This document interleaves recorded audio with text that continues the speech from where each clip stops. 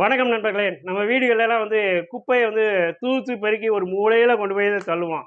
அந்த மூலையில கொண்டு போய் தள்ளுறதுலயே ஒரு வாழ்க்கை தத்துவத்தை நம்மளோட முன்னோர்கள்லாம் வச்சிருக்காங்க. அத பத்தி தான் உங்களோட ஷேர் பண்ணிக்க போறேன்.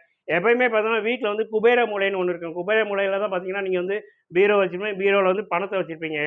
இந்த குப்பைய தள்ளுற மூலை பார்த்தீங்கன்னா, எப்பயுமே அந்த குபேர மூலைக்கு ஆப்போசிட்டா தாங்க இருக்கும். இதுல என்ன சொல்ல வராங்கன்னா, நீ வாழ்க்கையில பணத்தை சம்பாதிச்சு சேர்த்து வைக்க தான் உன்னை இந்த உலகம் மதிக்கும். இல்லைன்னா உன்னை குப்பையாத்தான் நினைக்கும்.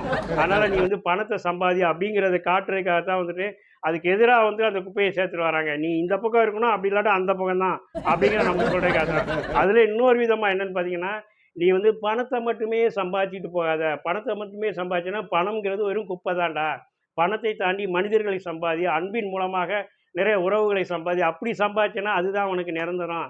ஆக வெறுமனே பணத்த மட்டுமே சம்பாதிச்சேன்னா, நீ ஒரு குப்பைய சம்பாதிக்கிற மாரி தான்டா. அப்படிங்கிற அந்த வாழ்க்கை தத்துவத்தையும் இதுல சொல்றாங்க.